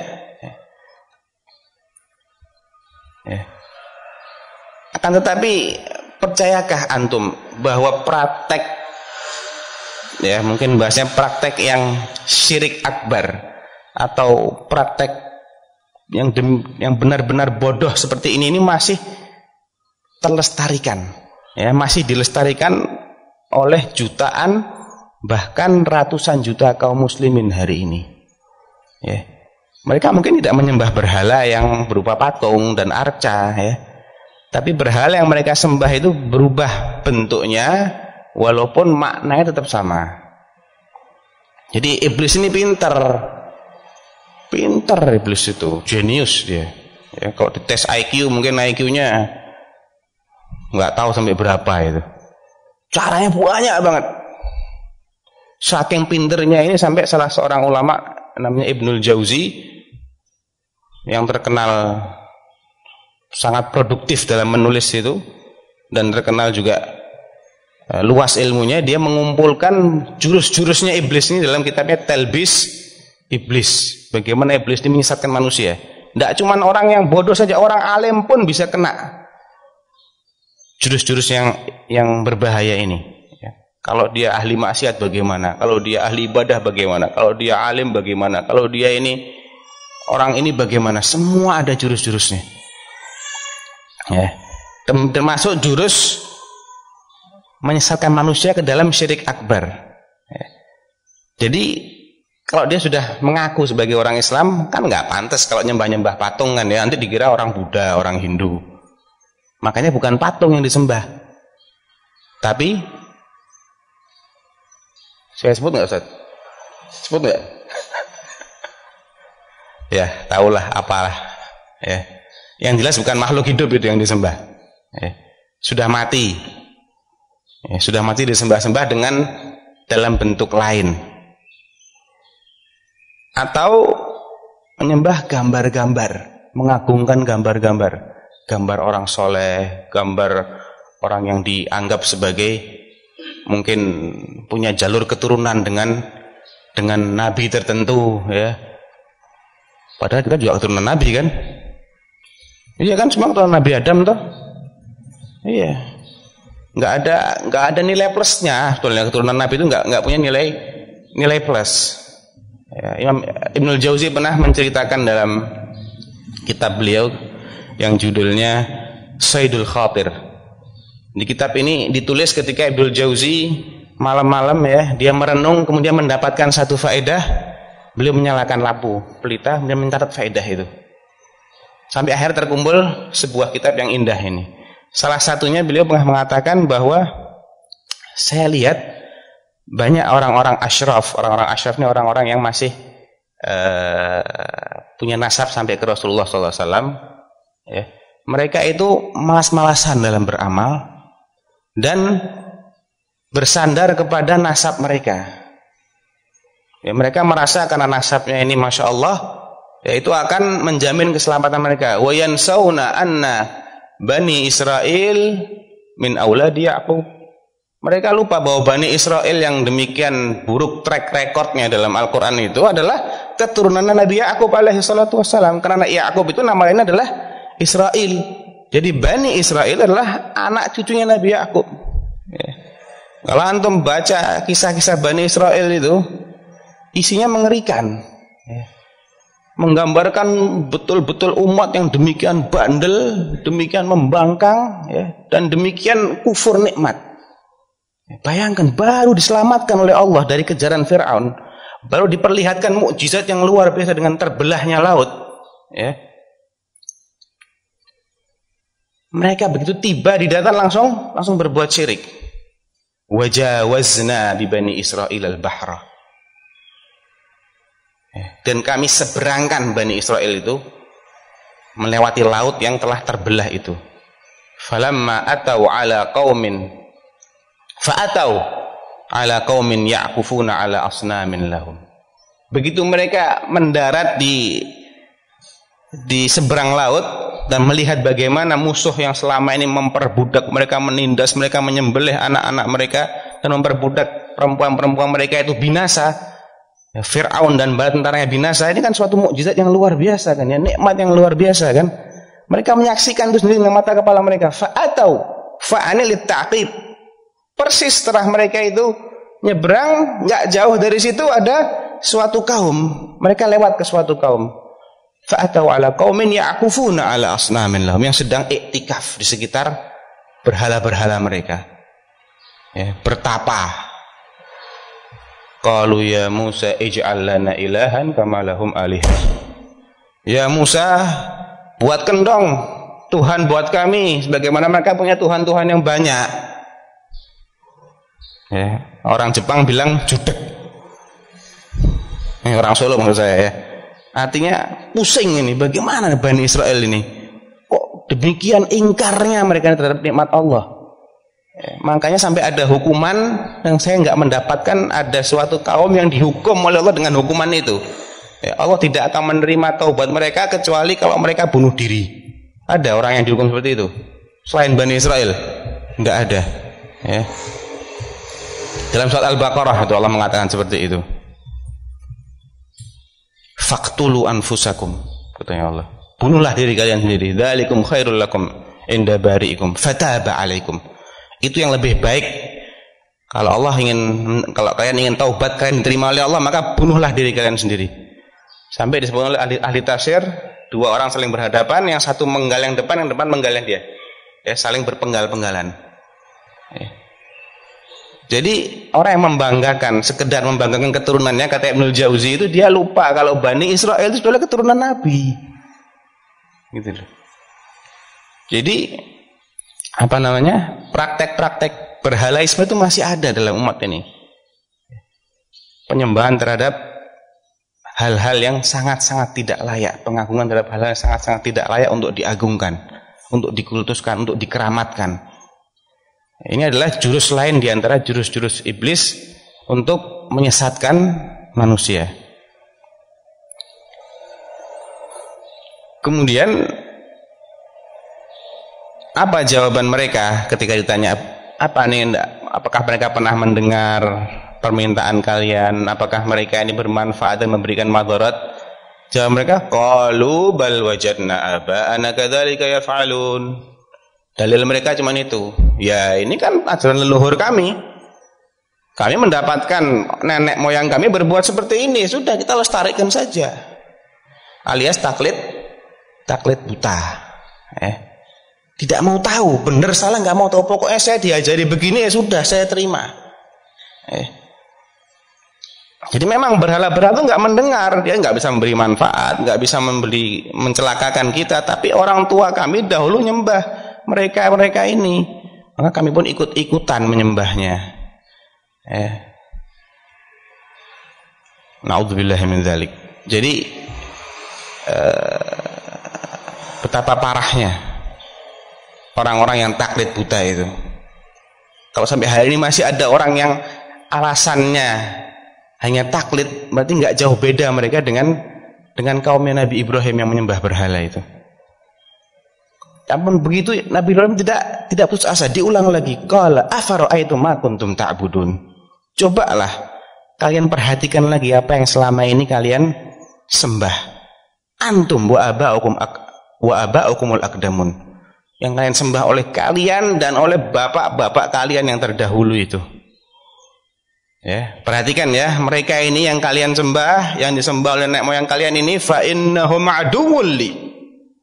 Maka mereka semuanya adalah musuh saya. Tegas lagi di sini. Sudah kelihatan ini mereka ini orang-orang yang tidak mau menggunakan akal, tidak mempan, diajak berbicara, diajak berdiskusi tidak mempan, maka tegaskan siapa antum. Ini adalah musuh saya. Ya. Fa innahum aduwwul li, karena mereka itu orang-orang musyrik. Selain mereka, ada di antara mereka ini orang-orang musyrik. Selain nyembah Allah juga nyembah berhala. Maka Nabi Ibrahim tidak memusuhi semua sesembah mereka, tapi hanya berhala-berhala saja. Fa innahum aduwwul li illa rabbal alamin, kecuali Rabbul alamin. Karena mereka juga nyembah Allah juga, selain nyembah berhala-berhala ini. Semuanya adalah musuh saya kecuali Allah Rabbul alamin. Demikianlah Al-Quran mengajarkan agar seorang mukmin tidak kompromi dalam masalah akidah. Walau demi ayah dan kaumnya sendiri, tidak ada masalah, tidak ada kompromi dalam masalah akidah.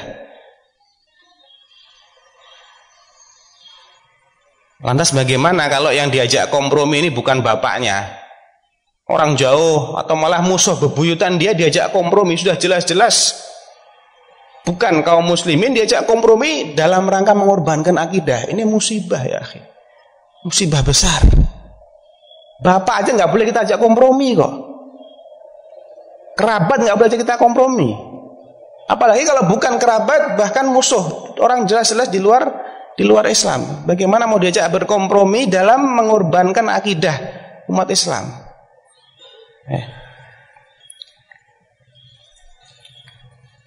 Kalau kita harus mengingat satu hal dari kisah di atas, maka ingatlah bahwa ikatan yang sesungguhnya adalah ikatan akidah. Bukan kebangsaan, bukan kekerabatan, kesukuan, kepartean, atau yang lainnya. Semua ikatan-ikatan itu adalah ikatan-ikatan yang lemah. Ya. Indonesia ini tidak bisa diikat kecuali dengan ikatan akidah. Sudah terbukti berulang kali. Hanya dilihat dari satunya tempat tinggal, ya, warna kulit yang sama tidak menjamin akan akur. Ya. Sudah terulang itu di Ambon, di Poso, di mana-mana. Sama orang mukanya muka kayak gitu juga. Ngomongnya juga dalam bahasa yang sama, mungkin ada hubungan kerabat, tapi karena akidah beda, nggak bisa.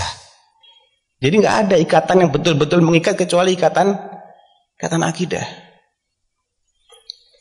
Oleh karena itu, nilai utama yang harus diperjuangkan adalah nilai tauhid. Sedangkan yang lain-lainnya harus ikut tunduk kepada tauhid.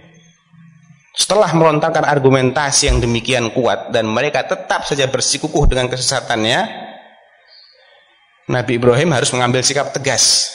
Sikap seorang mukmin sejati dalam mempertahankan prinsip dan akidah, meski harus mengorbankan persatuan dan kesatuan. Karena persatuan dan kesatuan itu tidak ada artinya di mata akidah, nggak ada artinya. Ya, kita nggak diciptakan untuk bersatu dengan siapa saja, tidak. Bersatu dengan apa yang bisa diajak untuk bersatu. Nggak mungkin air dengan minyak itu disatukan, kan? Nggak mungkin, kan? Demikian juga tidak mungkin syirik dengan tauhid disatukan, nggak mungkin. Kalau kelihatannya bersatu, pasti syiriknya ini mengalahkan tauhid. Tauhidnya yang hilang. Ya, nggak mungkin bisa disatukan. Itu sudah sunnatullah, sudah fitrah.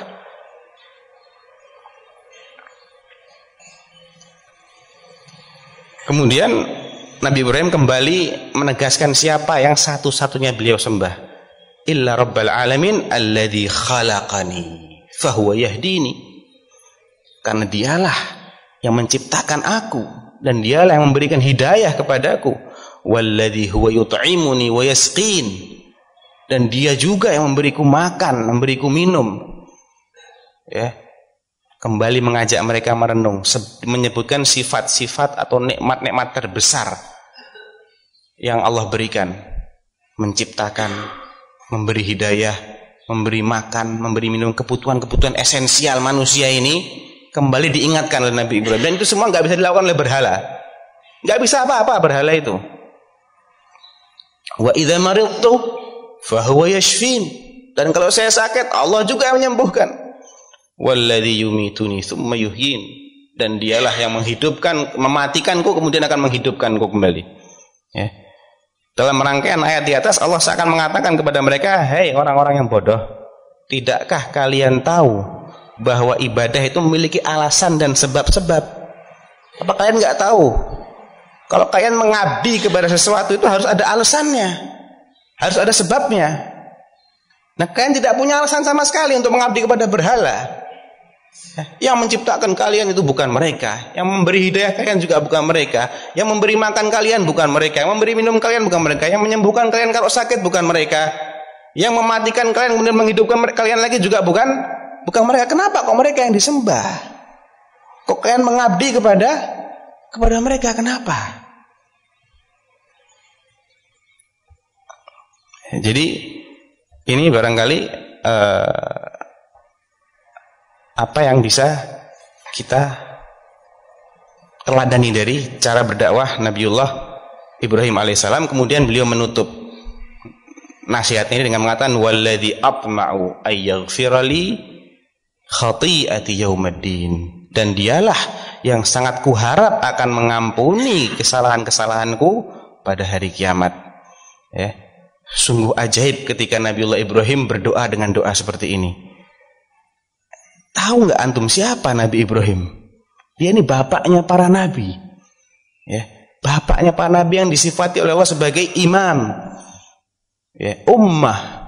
Satu orang nabi dianggap sebagai umat. Inna Ibrahim kana ummatan qanitan lillah. Ummah ini bisa berarti imam. Ya, imam, pemimpin yang demikian taat kepada Allah dan tidak pernah menyekutukannya. Dialah hamba yang diuji oleh Allah Subhanahu wa taala dengan beberapa perintah. Salah satunya adalah untuk bersunat setelah umur 80 tahun. Perintah untuk menyembelih putra pertamanya yang ditunggu-tunggu kelahirannya selama puluhan tahun. Ya, perintah yang demikian berat ini langsung beliau laksanakan. Namun setelah itu semua apa yang berkata walladzi atma, dialah yang sangat kuharap, nggak memastikan bagi dirinya bahwa dia akan diampuni, tidak pede dengan amalnya. Jangan sekali-kali kita ini pede dengan amal kita. Sudah merasa banyak celengannya, banyak jasanya terhadap Islam, banyak berbuat baik, kemudian merasa tenang. Wah, pasti Allah ngampuni saya, pasti. Kok bisa memastikan? Ibrahim aja cuma berharap. Walladzi atma ayyaghfirali khati'ati yaumiddin. Dan merasa masih ada kesalahan-kesalahan pada dirinya. Ya, ini adalah sikap tawadhu. Demikian juga keturunan beliau Nabiullah Yusuf alaihi salatu wasalam, cicitnya. Ya. Nabi, anaknya Nabi, cucunya Nabi, cicitnya Nabi. Yusuf bin Ya'qub bin Ishaq bin Ibrahim. Mengikuti ajaran leluhurnya. Ya. Setelah diuji dengan berbagai macam ujian yang luar biasa, sejak kecil dipisah oleh bapaknya, dimasukkan dalam sumur sendirian, kemudian diperbudak, diperjualbelikan dengan harga yang murah. Kemudian setelah dipelihara oleh penguasa Mesir, difitnah, berbuat serong dengan istrinya, dipenjara lagi, bertahun-tahun dalam penjara. Baru setelah beliau ini bebas dan telah dipertemukan kembali oleh kedua orang tua dan saudara-saudaranya, ya, Rabbi, dia nggak lupa dengan jasanya. Rabbi qad ataitani minal ilmi, Rabbi qad ataitani minal mulki, wa 'allamtani min ta'wilil ahadits. Ya Rabb, ya Rabbi, engkaulah yang memberikanku kekuasaan ini, kerajaan ini, dan mengajarkanku bagaimana menakbirkan mimpi-mimpi. Fatiras samawati wal ard, engkaulah pencipta langit dan bumi. Tawaffani musliman. Simpel doanya. Wafatkan aku ya Allah dalam keadaan muslim. Wa alhiqni, ikutkan aku, sertakan aku bisalihin. Seakan-akan beliau belum menganggap dirinya ini orang soleh. Jadi ikutkan aja lah ya Allah dengan orang-orang yang soleh. Ibrahim alaihissalatu wassalam, walladzi atma, aku berharap, sangat berharap kepada Allah agar Allah mengampuni dosa-dosaku yaumiddin, pada hari pembalasan. Luar biasa tawadhu'nya. Sebetulnya masih banyak kisah-kisah yang lain, tapi mungkin biar waktunya tersisa untuk materi-materi lainnya bisa dicukupkan sampai di sini. Insyaallah siapa yang perlu ini Ana bisa bagikan cuma-cuma artikelnya ya. Nanti bisa diperbanyak, kalau mau diperbanyak ahlan wa sahlan ya. Mungkin kita cukupkan dulu di sini. Kalau ada tanya jawab, tafadhal. Berhubung hadirin dan pendengar yang dirahmati Allah Subhanahu wa taala, selanjutnya kita masih memiliki beberapa waktu ke depan untuk karena ini bertanya terus. Dan mungkin panitia yang lain mau diantarkan satu mic ke akhwatnya.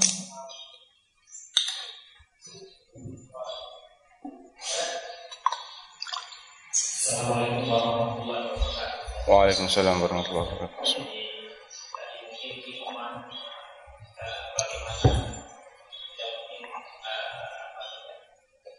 Pasti anak itu tabiatnya berdosa atau berbuat sama orang. Tapi kalau kita bawa fenomena ini saat ini, orang tua menjadi anak bahkan melakukan sebuah pertanyaan, apakah orang tua yang berdosa kepada anak? Kalau anak berdosa kepada orang tua gimana? Tapi ini menjadi sebuah pertanyaan. Orang tua berdosa kepada anak. Itu. Terus yang kedua, bagaimana kita menyikapi anak usia biasa berkembang besar yang begitu pula waktu mereka bahkan untuk sebuah hamba dan dakwah. Yang ketiga, bagaimana pendidikan karakter yang saat ini dilakukan oleh lembaga kebijakan sisi menyesatkan. Seperti apa?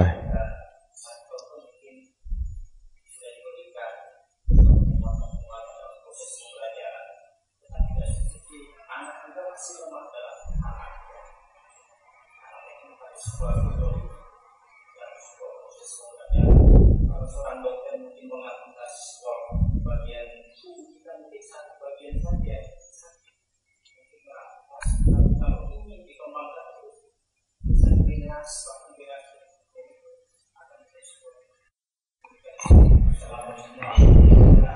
Assalamualaikum warahmatullahi wabarakatuh. Masya Allah, pertanyaannya rombongan ini. Orangnya satu tapi tanyanya rombongan. Jadi yang pertama tadi, apakah ada orang tua yang mendolimi anaknya? Ya banyak sekali ya. Kezaliman terbesar adalah apabila dia tidak mendidik anaknya untuk menjadi seorang ahli tauhid. Itu kezaliman terbesar ya. Cukup itu sebagai kezaliman. Mestinya kewajiban pertama orang tua itu adalah mengenalkan anak ini. Nak, kamu ini hidup untuk apa? Kamu ini hidup bukan untuk makan, minum, untuk meraih gelar ini, gelar itu, bukan. Ya, itu meraih gelar itu bagus, makan minum itu juga harus, tapi bukan untuk itu kita hidup. Bukan untuk itu. Hidup ini untuk mengabdi kepada Allah. Oleh karena itu Allah Subhanahu wa ta'ala menyebut ya, mungkin kita juga banyak di antara kita ini yang masih memiliki pemahaman yang keliru ya, terhadap ilmu. Ada sebagian orang tua yang lebih getol, lebih ambisius untuk mendidik anaknya agar menjadi orang-orang yang pandai dalam ilmu-ilmu dunia, tapi melupakan ilmu akhirat. Orang-orang seperti ini dijuluki oleh Allah, meskipun dia pandai dalam ilmu dunia tapi dia lupa ilmu akhirat, dijuluki sebagai orang bodoh. Dalam Al-Quran surat Ar-Rum ayat 5 dan 6, antum simak baik-baik, dan kalau ada yang buka mushaf, coba dilihat dalam mushaf Al-Quran surat Rum surat ke-30 ayat 5 dan 6. Allah mengatakan di situ, wa'dallahi la yukhlifullahu wa'dah walakinna aktsaran nasi la ya'lamun. Wa'dallah, itulah janji Allah, sebenar-benar janji Allah. Allah tidak akan mengingkari janjinya. Walakinna, tapi aktsaran nas, kebanyakan manusia ini la ya'lamun, tidak berilmu, tidak mengetahui. Itu bahasa halusnya ya, Bahasa Jepangnya bodoh. Tidak tahu itu kan bodoh. Bodoh. Ya. Siapa orang-orang yang bodoh ini ya Allah? Baca ayat selanjutnya coba. Yang bawa mushaf coba antum baca akhir. Ayat 6-nya coba dibaca terjemahannya. Ya'lamuna zahiran minal hayatid dunya. Apa terjemahannya? Iya. Itu ayat 6. Ayat 7 berarti 6 dan 7 kalau gitu ya.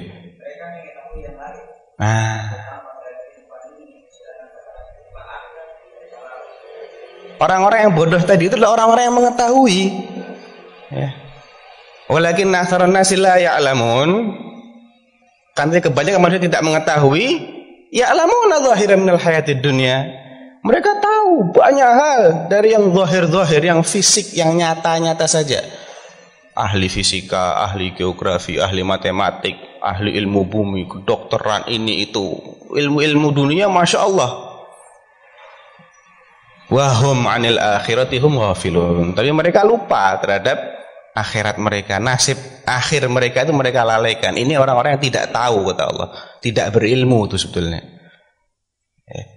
Jadi cukuplah suatu kezaliman.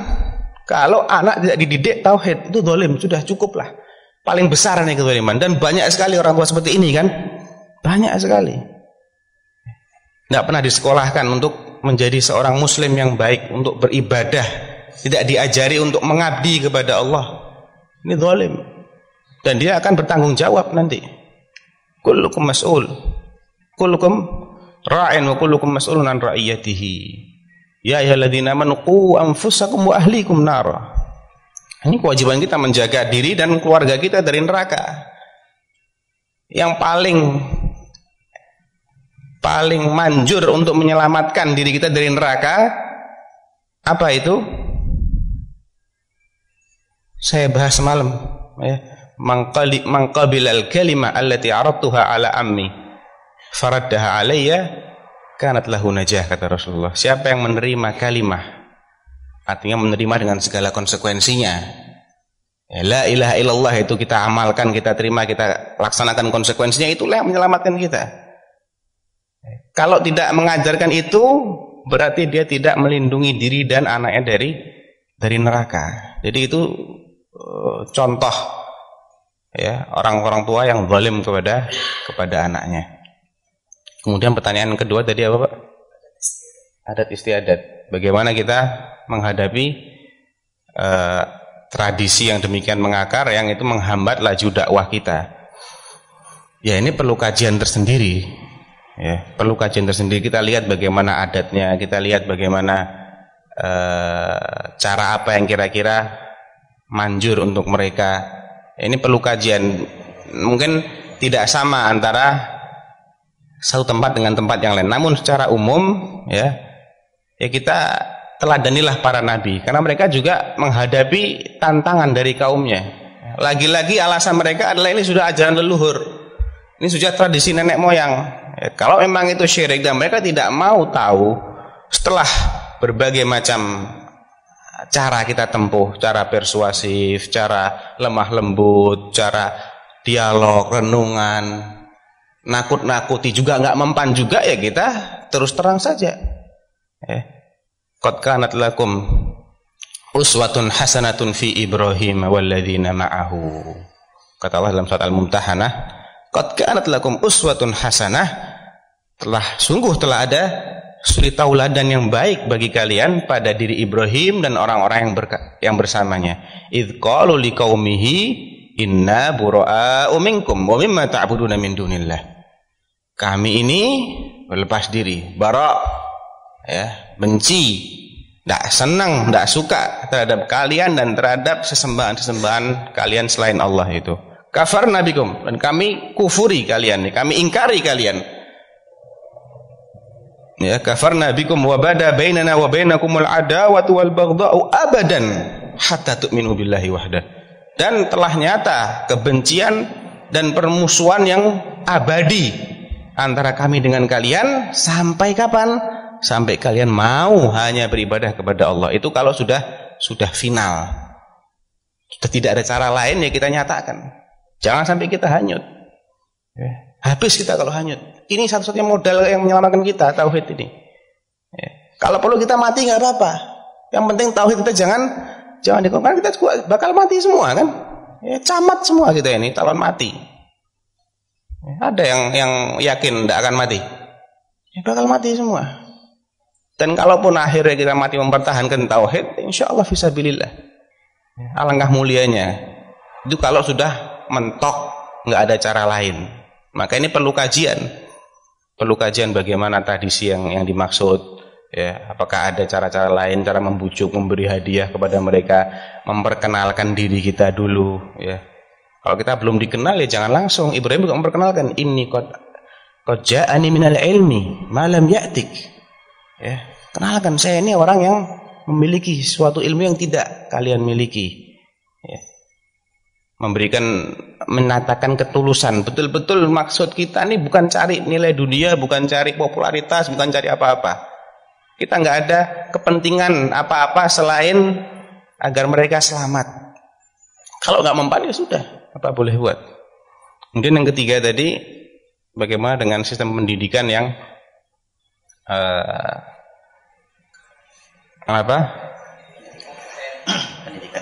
pendidikan karakter. Ya ini juga berangkat dari tidak fahamnya para peletak kurikulum terhadap apa yang penting sebetulnya, nggak paham mereka ini. Oleh karena itu, ya jangan mencukupkan diri dengan menyekolahkan anak-anak di sekolah-sekolah umum. Saya bicara begini karena saya juga lulusan sekolah umum. Ya, masa hanya 2 jam pendidikan agama? Ya, 2 jam itu akidah, akhlak, fikih, masya Allah. Kapan alimnya kok cuma 2 jam? 10 jam aja nggak jadi ulama, apalagi cuma 2 jam. 2 jam itu akidahnya apa? Nggak jelas. Kalau saya dulu ketika sekolah SD, saya masih ingat akidah dan akhlak itu. Alhamdulillah sekarang sudah nggak pakai buku itu lagi ya. Dulu buku akidah dan akhlak itu yang diajarkan adalah bukan akidah Ahlussunnah wal Jamaah. Bukan. Akidah, tahulah maksud saya akidah apa, akidah mayoritas orang Indonesia ini akidahnya apa, ya sudah seperti itu yang diajarkan. Bukan akidah Ahlussunnah wal Jamaah. Jadi yang sampai teringat sampai sekarang sifat-sifat Allah itu apa? Wujud, qidam, baqa, mukhalafatul lil hawaditsi, qiyamuhu bi nafsihi, sifat 20, sifat itulah. Karena yang pertama kali kita dengar ya itu.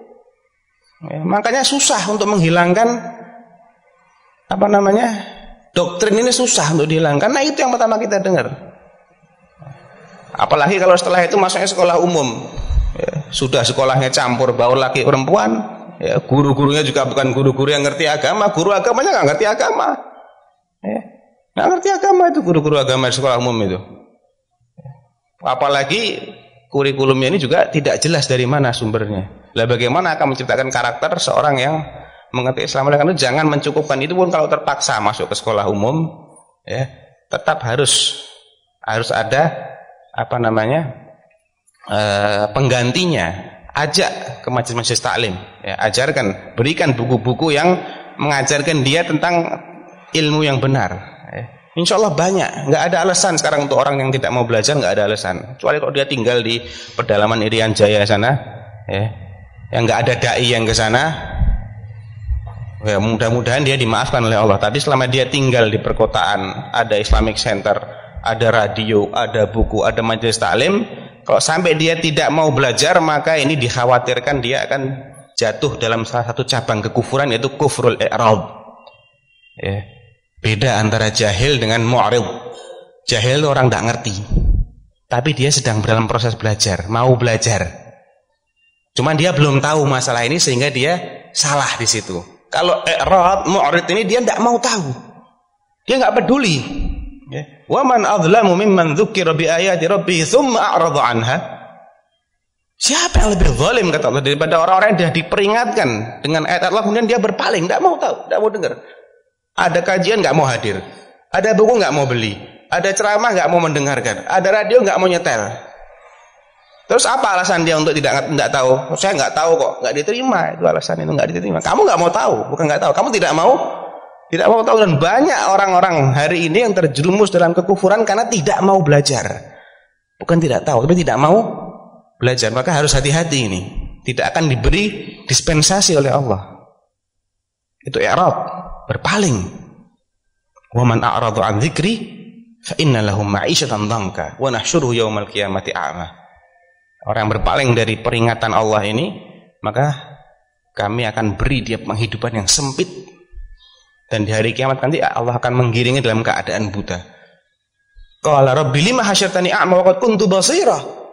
Mereka tanya, ya Allah, kenapa engkau giring aku dalam keadaan buta? Dulu kan saya bisa melihat. Ya karena mereka selama di dunia ini tidak mau memperhatikan ayat-ayat Allah. Wallahu ta'ala alam.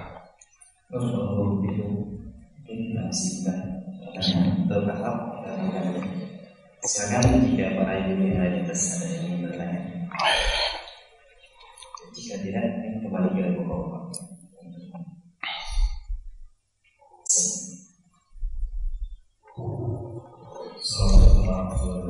Waalaikumsalam warahmatullahi wabarakatuh.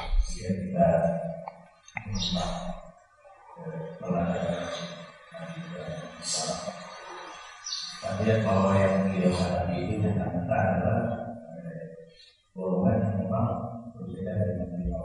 Sementara yang saat ini bahwa yang mempraktekkan kesyirikan itu justru dari golongan yang mengaku sama dengan kita sebagai Islam.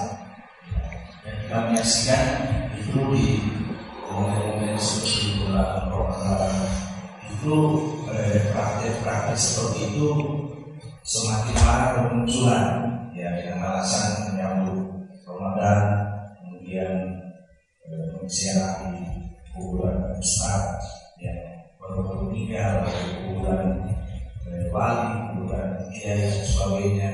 Kemudian ada yang dengan alasan ingin mensucikan diri dalam Ramadan, ramai-ramai mandi kali yang dikeramatkan dan sebagainya.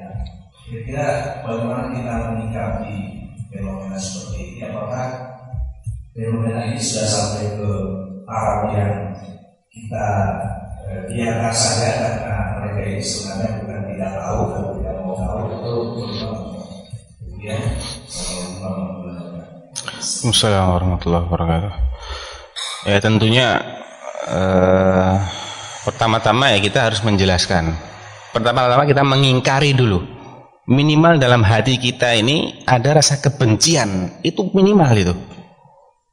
Tidak bisa ditoleransi kalau sampai seseorang tidak membenci apa yang dia lihat tadi itu. Baik pengeramatan kuburan, ya bid'ah dan lain sebagainya, itu harus kita benci, itu paling tidak. Itu ingkarul mungkar yang paling rendah, itu yang pertama. Kalau kita bisa mengingkari dengan cara yang lebih afdal, yang itu juga menunjukkan bahwa iman kita lebih kuat, maka ingkari dengan lisan.